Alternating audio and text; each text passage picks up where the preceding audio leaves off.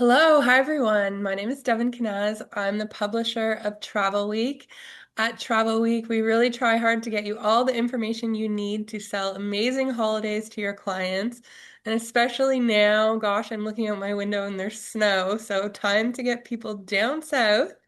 And today we have a very special guest. We're going to hear all about the amazing island of Curaçao. I've been there myself and I can vouch for it. It's great. So before I hand it over, I just want to let you know that there is an amazing prize today, a three-night stay in Curaçao, which you'll hear more about. So make sure you stay until the end so that you can qualify to win that prize. And also, if you have any questions, please put them in the Q&A box and we're going to get to them all at the end. So, I would like to introduce a very special guest. This is Sheila Botton. She is the BDM for Canada for Curaçao. Hello, Sheila. Hello, everyone. Nice to meet you. Thanks for having me. I'm really happy to be here and, of course, sharing with you personal experience of Curacao and just running through the whole presentation with you. And just excited to share all the information and all my knowledge about Curacao with all of you there. Yeah, that's great. Show us, inspire us. Where should Yeah, we go let's this start winter? it so you could feel it for yourself. Yeah, make us jealous. Yeah, so let's get started with the first word, your first little welcome is Bonbini when you get to Curacao, obviously meaning welcome. And this, as soon as you come into the island, you're going to see posters of this beautiful landscape, and you've probably seen it on postcards. And of course, this is the capital of Curacao called Willemstad. It's a World UNESCO Heritage. Especially see that yellow building there. That's called the Peña Building. That's considered a World Heritage building. So the city is a must visit for sure. Just to give you an idea of the location of Curacao, many of you have discovered recently where it is placed. So it's the last three islands just before, it's a southern part of the Caribbean. So it's a Dutch Caribbean islands just before hitting South America. So you've got Aruba, Bonaire, Curacao, the ABC islands of the Netherlands, Netherland Antilles to be more precise.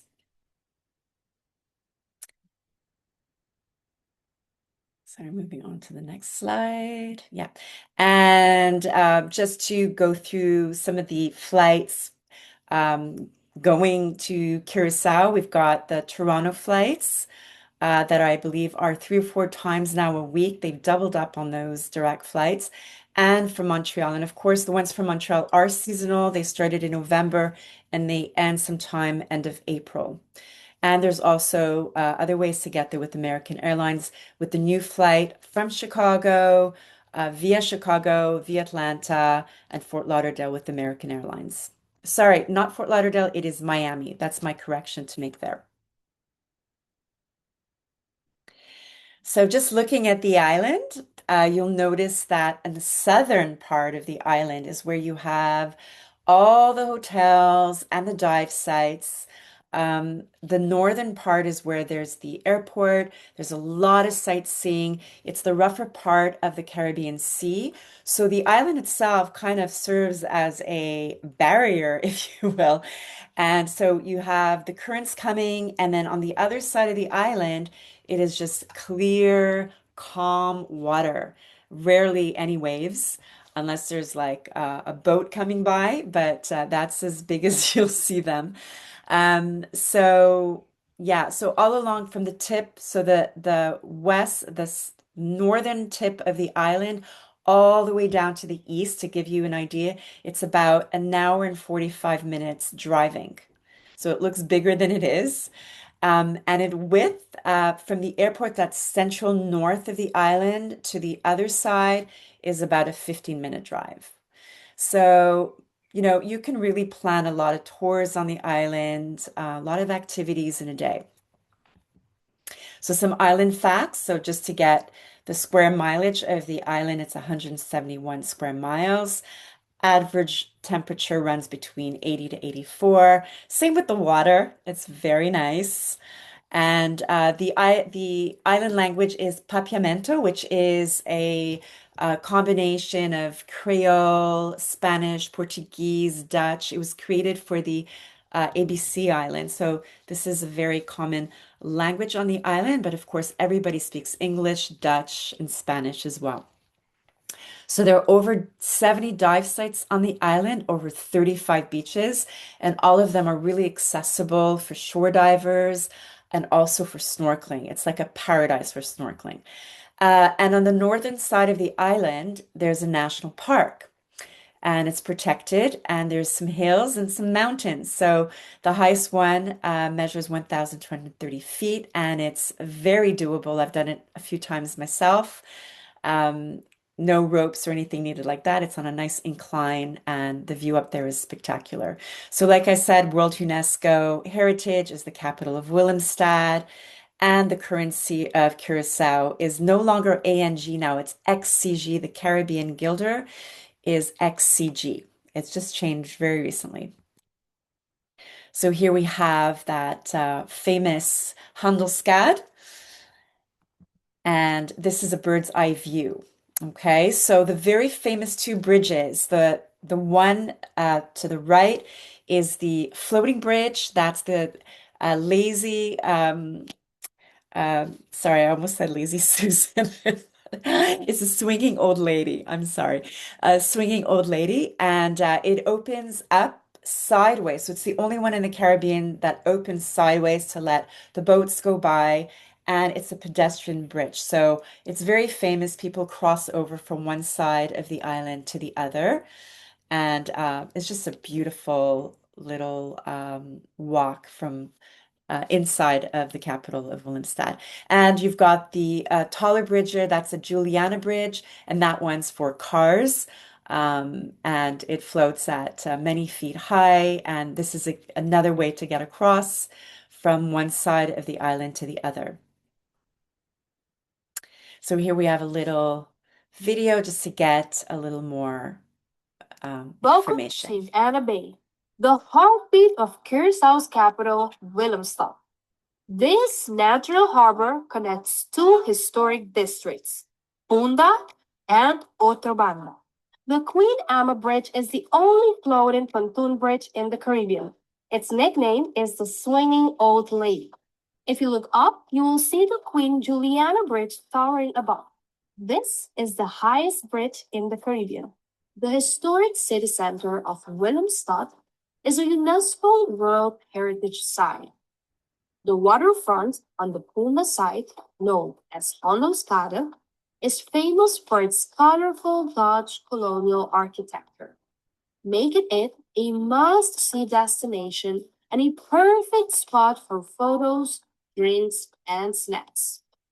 Originally called the Punt, which means the point in Dutch. The name of this neighborhood later evolved to Punda. Just a short walk behind the Handelskade, you'll find Punda's famous floating market. Every day, Venezuelan traders dock their boats here to sell the freshest fruits and vegetables.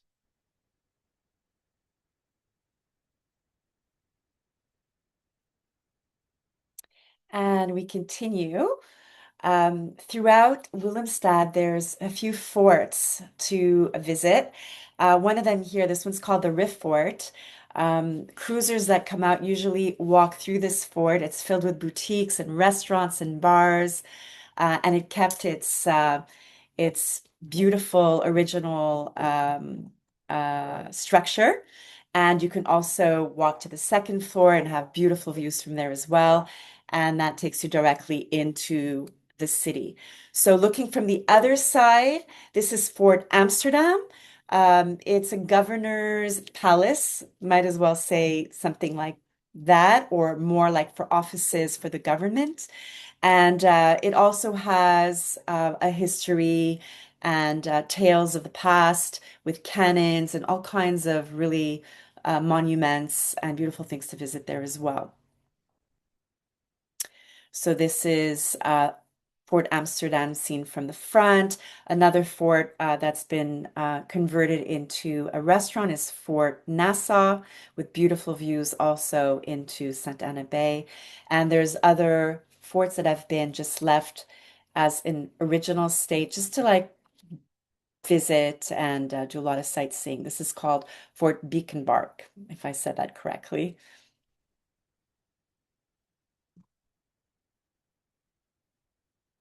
This is a view from this fort right on the Caracas Bay waterway.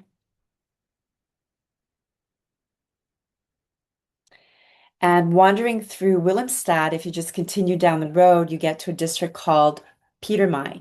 And this district has been up and coming for the last decade with very colorful homes. Um, all of them have been converted to boutique hotels, restaurants, very, very charming. And you don't see this, but right behind there's a new boardwalk that was created that connects all these restaurants and boutique hotels together. This was just created in the last few months. Really beautiful. And this is part of Petermine District as well. A lot of restaurants, vibrant nightlife, really beautiful atmosphere at night. There's live music, a lot of people sitting around. There's a selection of restaurants. There's a lot of atmosphere. So the nice thing about Curacao is that you can expect some really nice nightlife. It's safe to go out at night. Take your time and come in a bit later to your hotel. There's no, there's no worry about walking around, anything like that. It's a really, really safe city to walk in.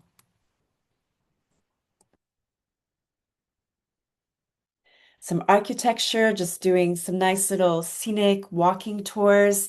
You'll come across so many beautiful colonial homes that have been transformed into offices, boutiques, and restaurants. This is like generally what you'll see walking into narrow streets and visiting Charlou, which is another district attached to Punda. Old homes that have been transformed and refurbished and beautiful, beautiful colors and a lot of murals. So one of the things that is really famous on the island is the walking tours visiting the art district. So this is in the Charlou district, full of art, murals, paintings everywhere, and you'll find the same vibe in Outrabanda and in Punda. Walking in the streets, you'll always notice a lot of art. Local artists are very proud of expressing themselves beautifully in this form. This gives you another look at that. Welcome to Scarlo and Petermac, two neighborhoods where Curaçao's rich history meets modern energy. Take a tour through Scarlo and check out these beautiful mansions and striking street art. Petermine was named after the ship captain Peter de May, who settled here in the late 17th century. This neighborhood is known for its diverse dining scene. You'll find trendy hotspots, intimate bistros, and delicious street food. Art lovers will find inspiration at Zanolino Art Gallery, run by local artist Giovanni Zanolino. As the sun sets, Peter Mine lights up. From the Neelstraat to the Penstraat, it's the ideal place to enjoy a night out in style. And that's just a little glance, and this gives you a little idea, a little collage of different types of murals that you'll come across. It's really, really beautiful. It's a great idea to join a walking tour to really not miss out on some of these masterpieces. And of course, a vacation wouldn't be fully a vacation without a visit to the beaches. So we got plenty of those, over 35 beaches in Curacao. So you've got the very animated beaches with full service. Then you've got the very low key, just looking for a bit of shade under a palapa with just maybe a snack bar. Some that just offer parking space and shade. These are called bocas, so there's these little inlets that you can find, especially going towards the southwest of the island. So there's like trails. You're on the main road and you just get off the road and take down a trail to a beach. And then there's another trail that leads to another beach and it just goes on that way. So very popular activity in Curacao is to go beach hopping. And all these beaches are so beautifully clear and full of marine life. So because of these small inlets, it's very easy to access the reefs, the corals, and there's always so much to see. For example, this beach is called Porta Marie. This is famous for the pigs on the beach, and they have a really nice full-service restaurant for lunch and for dinner, dive shops, and even massage and all kinds of services. So here's one that's low key. You just get there and maybe bring a picnic basket and call it a day. This is Mambo Beach. So this is the one of the most animated beaches on the island.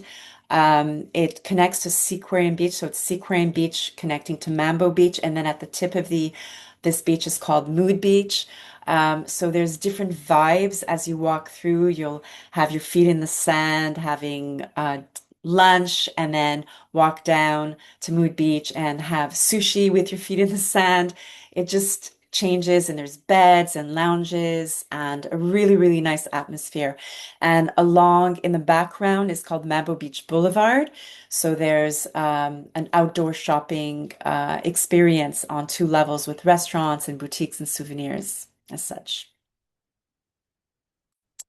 And this is a bird's eye view of the Seaquarium Park, which is the right bottom part. This is a an aquarium that offers a really good experience for the whole family to see what kind of marine life you can expect to see maybe when you're snorkeling in Curacao, but also offers a dolphin experience. So they have dolphins there in lagoons, not in pools.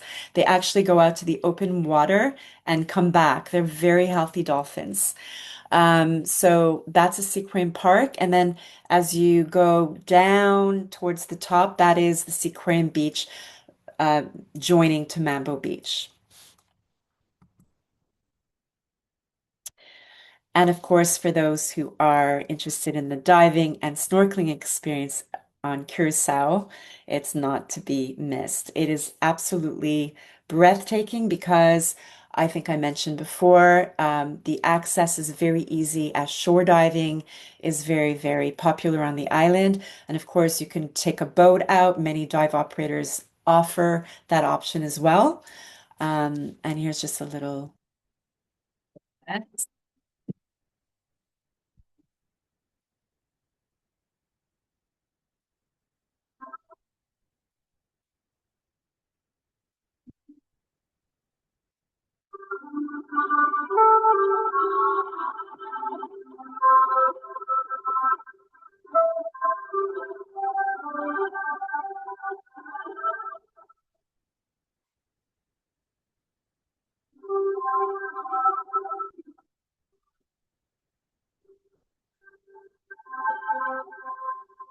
Oh, yes.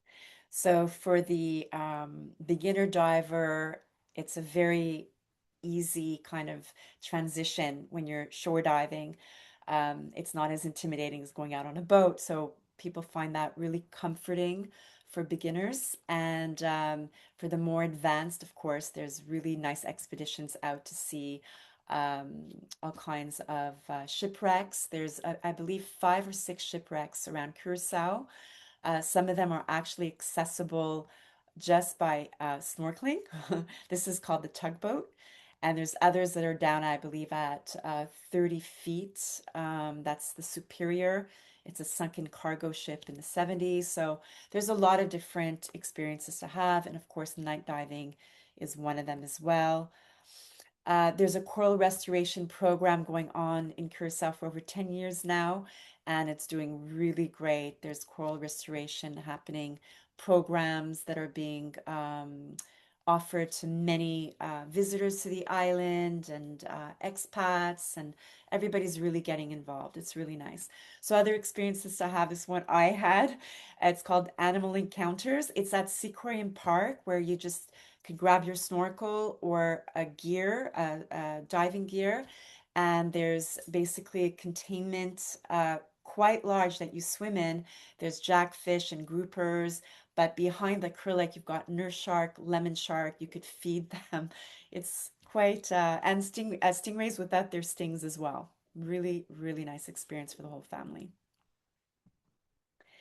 And of course, food.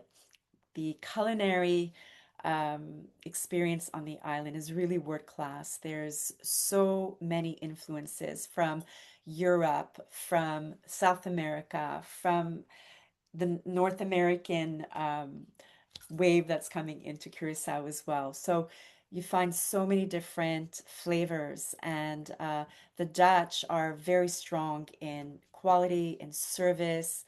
So even starting with local food, you're gonna find trakipans, which are the food trucks.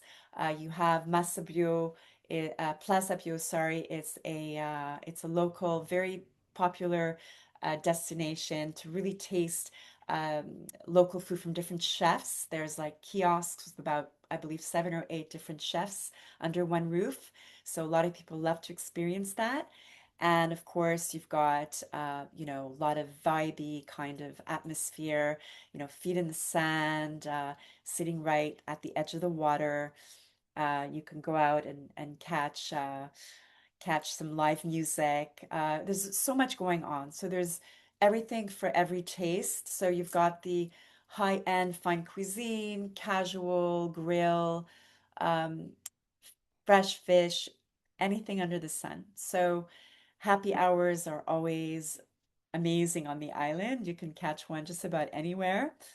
And like I said, the nightlife is very chill, very relaxed, and I encourage everyone visiting the island to really explore and get out there to experience more than what's offered at the hotel and see what it's all about. And this is again the Fort Nassau, beautiful fort transformed into fine cuisine restaurant.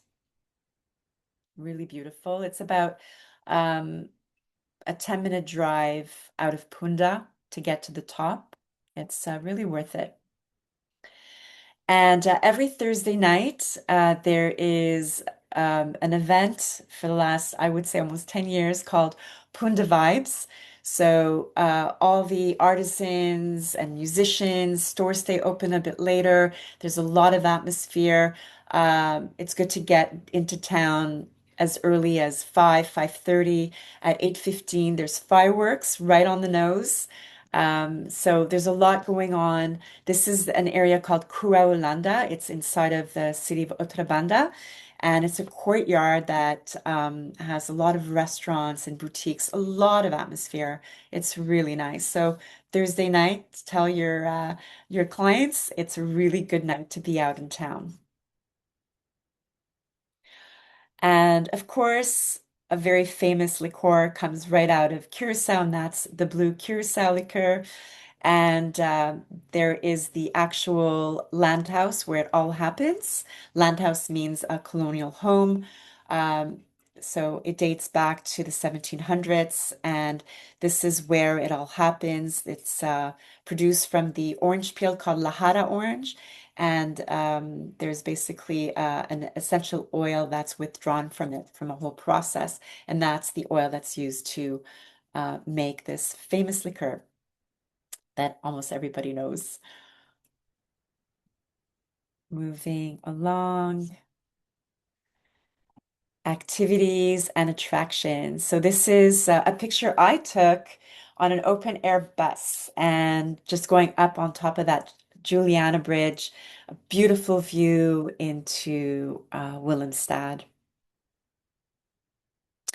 Other attractions where tours are going to take you. It could be safari tours, bus tours, or private tours.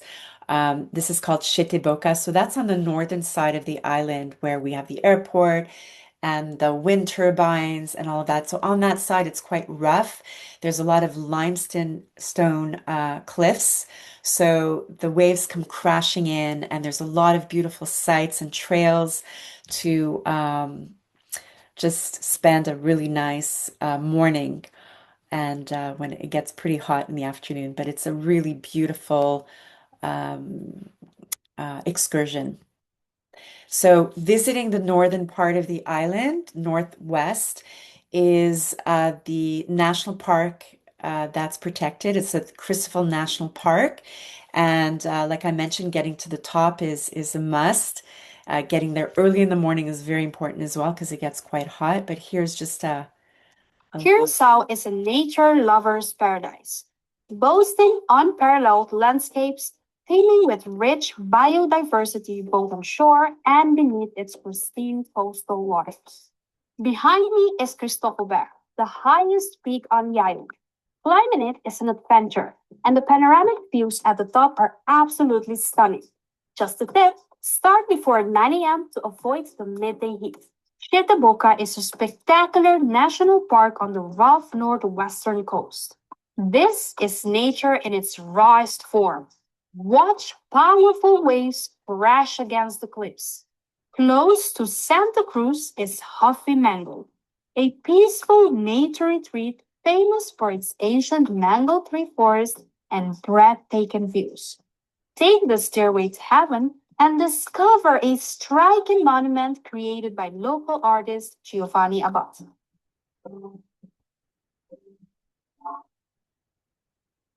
So this place is absolutely beautiful. I was just there a few months ago, and what they opened just recently, it was the inauguration of zip lining. So from the stairway to heaven down to another hill, there's a zip line now. So that's a really new added feature to Hofimango.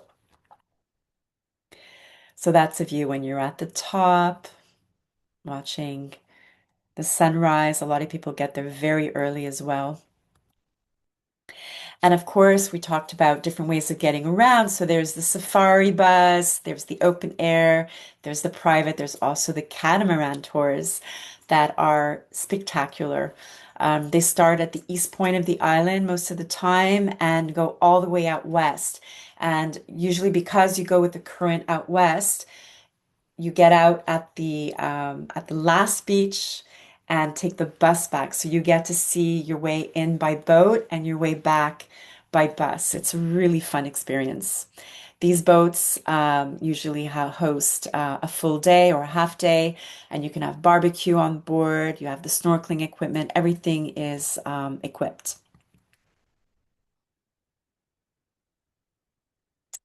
Here's a safari open air bus. And of course, there's the ATV tours for those who like to get off to the off-beaten path, the rugged terrain. It's a really nice way to visit the west or even the east of the island. So very often we see like groups of these coming by and zipping through all these terrains. It's really fun.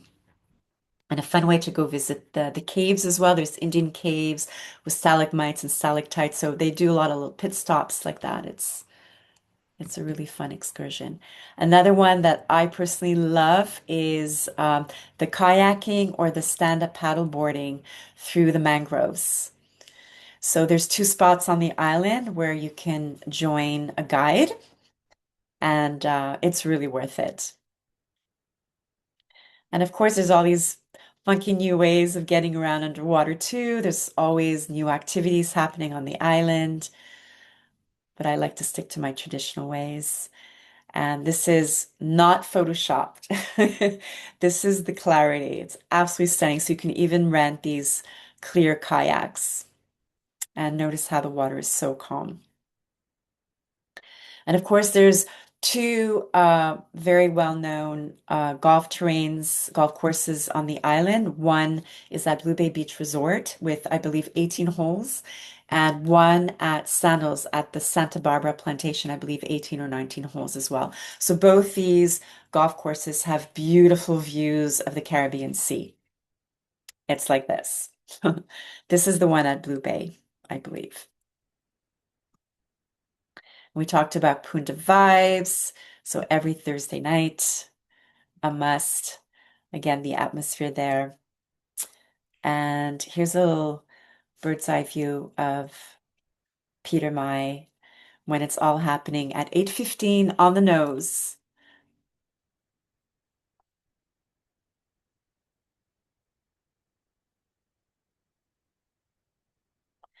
And like I mentioned, Air Canada flies there from Toronto 3 or 4 times a week. I just want to be sure on that fourth flight, and with from Yule twice a week as well, up until April. Can't wait to see you there. This is the big team at the airport. And I'm just going to take a moment here to show you the prize that we're giving away to a lucky winner. 3 nights for two in a beautiful suite at Dolphin Suites and Wellness Resort. And here it is.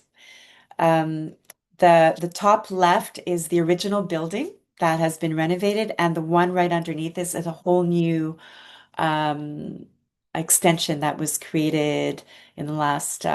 It inaugurated last year, so it's fairly new. And these are the suites. Really nice accommodation. And it's 2 steps away from Sequoian Park, which I showed you from bird's eye view, and the Mambo Beach as well. So it's in a very nice location. And there you have it. If you want to contact me for more information, here's my email. You can jot it down. And of course, you can go to curacao.com to get more information about tours, accommodation, updates on the island, and all kinds of events as well. There's a calendar of events on the website. Thank you. Mashadanki. Mhm. Thank you very much. Thank you, Sheila. That was a great presentation. I'm sure everyone is excited to go to Curaçao now. There's And quite a few questions from agents. They seem quite curious about the island. Do you mind if we go through them? of course. Okay, first we have a question about marketing material. Does Curaçao make any material available to agents online? Yes, we have. We have digital magazines. We have all kinds of brochures, videos as well, like certain presentations that I have. I can actually, because this is a long one, but I have like 4-minute ones. I have shorter ones. So it could really help them when they're presenting to a client.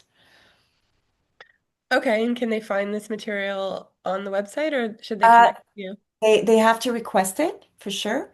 But if they go on the website, they might be able to download a PDF. There might be some.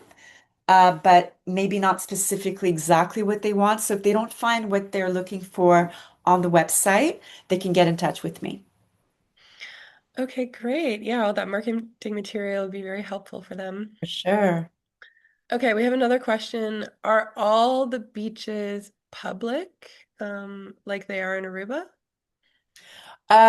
So some of them are for sure, but there's others that you pay for entry, and pay for your chair.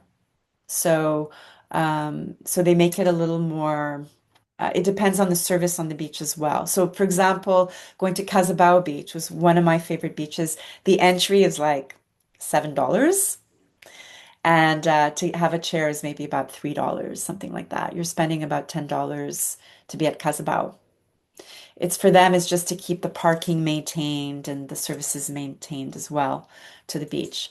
But no, they're public. They're open to the public. Now, for private beaches, there's some that can only be accessed through a security guard. For example, a Blue Bay Beach Resort. There's a few others like that. You have to go through a gate. So, going down to Coral Beach as well, you go through security gate. Yeah, actually, I remember when I was there, part of the fun was that they had many different beach clubs, and you kind of pay an entrance fee to the beach club, but each beach club kind of has a different vibe to it, different restaurants, like massage services. I went for a massage Yes. at one. So that's yeah, actually a bit of a highlight to have all those beach club options. That's why people love to beach hop because you're really getting a taste of a different essence of every beach. You go from low key, like just like I said, sh some shade, to having full service with like fine dining and massage and, a pool on one deck and the beach at the other. You know what I mean? You have so many different vibes on the island, and each one of them is like so fulfilling. You know, it's quite nice. Yeah, and I guess it's a bit more of a European thing, all these beach clubs. Like we're not quite so used to them around here, which kind of sets Curaçao apart. Yeah, yeah. And I also mentioned before we went on that there's no soliciting on these beaches. There's Yeah. nobody trying to sell you anything. It feels really safe. I leave my things behind. I walk away. I'm not worried. I'm not tucking away. And it really gives you that secure feeling on these beaches. Okay, we have another question here. How easy is it to get around the island, and do you suggest renting a car? I do, 100%. Even if you don't plan on driving the whole time, and you can always join a tour because it's always fun to join a tour, right? See it from an expert's point of view, whether it's a walking tour, safari, catamaran, obviously that's something you need to join. But to have the freedom on the island is just amazing because it is easy to drive. We drive the same way, same side. So that's, not complicated at all.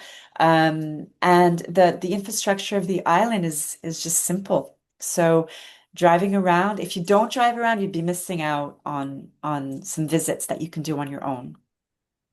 So I really encourage Yeah, it. I would probably agree with that, that you need a car. Like the island is quite big and there's lots to see, so you do want to be able to There's lots get. to see, even if it's actually not that big. It's just that there's so much to see. You want to go in town. Then you're like, oh, let's get in the car and go to this part of town. And then it's okay, let's go over the bridge and go visit this beach. Like you just want to have that freedom not to depend on any taxi. Taxis are expensive. So I really encourage renting a car, but also joining a tour, Hmm. seeing it from a local's point of view. It's great. Okay. An art tour. Art tours are great on the island. Can you comment on dietary restrictions and how easily someone who is gluten-free would be able to get by? Yeah, they have a lot of attention to that. They have, I noticed that on the menus, they always have like vegan, not always, not all, but there's a vegan option, there's a vegetarian option. If somebody's allergic to sesame seeds, they'll say no sesame. Like I go to a place for fish, it's sea to table, amazing place, world-class tuna. And I ask them the same thing they usually do, but with no sesame, and that's how they're gonna provide it. So yeah, if you have any intolerances, anything like that, you can just ask, and there's definitely going to be, you know, service for that, attention to it at least. Okay, so another question is there a like landing fee or an airport tax that Oh, visitors need to be aware of? no, No. Oh, how nice. Da, da, da. Okay, then there's a lot of people here saying what a great presenter you are. oh, thank you. Oh, my throat really hurts today. I was talking to somebody that's on the panel with us here today, and we had a conversation this morning, and my throat was just like closing in. But I'm okay. Just I was on a trip, and that's how it is through airports, and so my throat's closing Mm. up a little, but I'm okay. I'm not my 100% self today. Well, we would never would have guessed if you hadn't told Really? us that. You Oh, seem very healthy. thank you. I'm better in person. I love it when I'm talking, when I see people. I get really excited at trade shows, you Yeah. know? Okay, so agents, look out for Sheila at a booth at an upcoming trade show. She would love to talk to you. And we have a question here. Will there be a recording of the webinar? Yes, it will be available on Travel Week's YouTube channel probably in a couple of hours. Um, okay, what about entry by cruise? Do you need to fill out digital information cards if you're just coming for the day via cruise ship? That's a good question. I haven't been asked that before. So whoever that is that's asking, please shoot me an email and I'm going to find out for you. Oh, it's anonymous. So, anonymous, please make yourself known. Anonymous. Well, I can get back to you on that question and maybe you can put it out there because I want to look into that. Okay. It More. doesn't make, I don't think so, but I could be wrong. So, Well, if they don't have an airport tax, maybe they don't have a cruise tax as well. no, we're talking about the immigration, like the card to fill out, because there's before you land in Curacao, you have Hmm. this digital. I don't think you do, because we've been to so many islands through cruises, and I've never had to fill out anything. So, if that We're answers just going to admit that we don't know and either yeah, reach out to Sheila or check with sure. ChatGPT or Google. Um, do you mind reminding us one more time the Canadian airlift? Yeah, so it's Air Canada from Toronto, direct to Curaçao, from Montreal, direct to Curaçao from Montreal, it's only from November to April, but from Toronto, it's throughout the year, but they go from having 3 or 4 flights to just 1 or 2 flights, right? So it's season when it's seasonal, I think they've doubled up on those flights coming out of Toronto now to go direct to Curaçao. So yeah, from Montreal, from Toronto, and also if those are full, then it's American Airlines. I know a lot of people are going, oh, I don't want to go through the States, da, da, da, da, but it's an easy flight. I take it all the time via Miami, you know. So there's that daily flight that goes out from Toronto via Miami to Curacao. Okay, and what about people that want to stay at kind of Airbnb type accommodation? Are there a lot of these type There's of a lot. There's a lot. There's villa options, apartment options, boutique hotels, resort. There's everything. So there's a lot of Airbnbs now, for sure. I mean, ever since I mean the C word, there have been just this heightened development of Airbnbs. So yeah, there's a ton of them. Oh, we have an agent here telling us that when she cruised with Virgin Voyages, she did not have to fill out the form. So thank Okay, you, good. Tabitha, for Thank telling us you. that. Thank you. And I like to tell people that are here, this is really good information to have for those who are cruisers, for your clients that are coming through to Curacao. They don't necessarily have to jump on a tour. They can join a free walking tour. You're right there in the city. It's so beautiful. You just walk out of your cruise, walk through the Riff Fort, and you're right there where, in the middle of this beautiful a capital, right? So depends what you want to do. If you really want to jump on a tour, of course, there's plenty of those, but it's also nice to know that you can come out of the boat and just spend your day walking. Okay, I think I might have accidentally confused people. So there's no airport tax, but there is an immigration form that people have to fill out, and they're supposed Yes. to fill it out before they leave Canada. Yes. Okay. Or it could be even fill. I forgot once and I did it just like at the airport. I was so stressed. But it's just before getting getting through, right? You have to have it filled up. So that form can be found on Curacao.com. It's a form, and then they'll send you that they've received it, and you'll receive the form on your phone. Okay, we have another question here. When is the best time to travel to the island? I would think it would be in our winter because we don't want to be in winter anymore. Maybe you have a Look, different answer to that.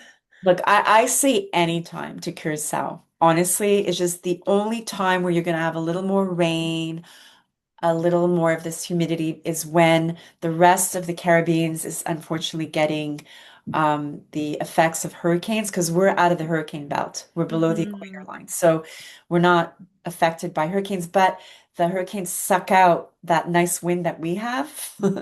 And then we're left with humidity and a little more rain. So the only time of the year that I say, okay, if it's from September to end of mid-November that it's a little hotter and a little bit more of a rainy season. But that's about it. The rest of the time it is gorgeous. But that's a huge selling point, not being in the hurricane zone. So agents, keep Yeah, that in it's mind huge. for your clients who are, a bit worried about that. It's great for the snowbirds. They love that, and also for the investors. Hmm. Sure.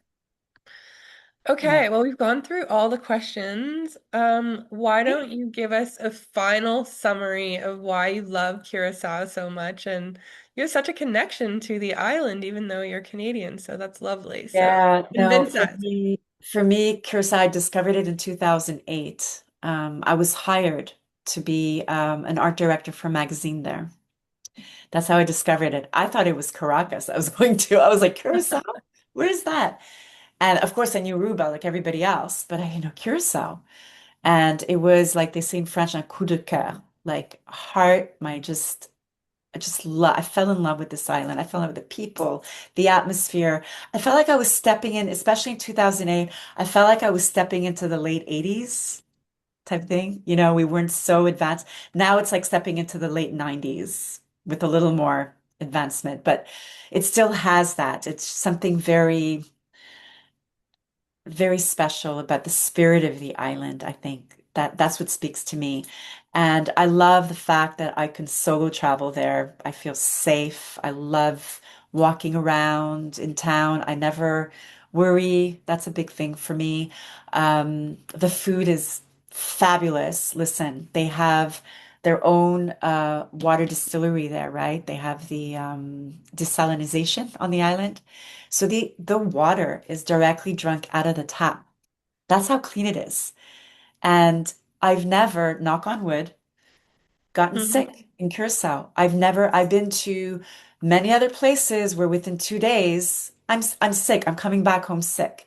Whereas I've been there a number of times. I lived there for 3 years, my kids too, and we never had any stomach problems, nothing, nothing. So the food is clean. So when you have clean water, the food is clean, right? Everything being washed is being washed with clean water.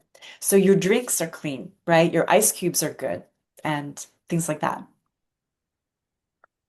Okay, well, we can see just from the way you speak that you have a lot of passion from the island, and I can also vouch for the island. I went there, and That's yeah, right. everything she's saying is directly. Yeah, and I'm also a snorkeler and a diver, but just the fact that I don't always have to dive, I can just snorkel anytime is a dream, a Hmm. dream. And I'm not worried about sharks because there are none. And the waters are too warm for the sharks there. So the sharks are on the northern side where you don't go swimming. And so I feel safe. I just wander. I go along the coast and I just explore. And then I look, I'm like, oh my God, I'm really far from the shore. I better go back. You Hmm. know, that's how it feels. Yeah.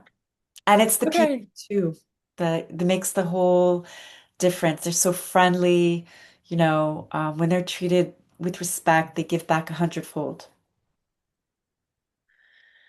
Okay, well, I think the agents are probably going to think about Curacao and sending their clients there. So, Sheila, thank you so much for being here You're today very and welcome. It was teaching a us all about the pleasure. island. And thank you, agents, for being here today and learning with us. Yeah, please keep Curacao on your radar. If you have any questions, you can reach out to Sheila or go to their website. And one of you lucky winners is going to be winning some free nights in Curacao, and we are going to let you know who that is tomorrow by emailing you. I'd like to say So, one more thing about this special place, Dolphin Suites and Wellness. So, like I said, it's just across from Mambo Beach. And it also, just so for those agents out there who work with families with special needs or adults who need wheelchair access, it's a hotel resort that is designed for full accommodation for wheelchairs, from elevators to hallways to access to rooms to access to bathrooms and showers. It's very unique. okay, and it'll be easy to remember the name. Dolphin Suites, was it? Yes. Yeah, Dolphin Suites and Wellness because they have a spa. Okay. Yeah. Okay, thank you, Sheila. Thank you, agent. Enjoy your week. We You're will see you welcome. again soon. Bye, everybody. Bye. Thank you for being here.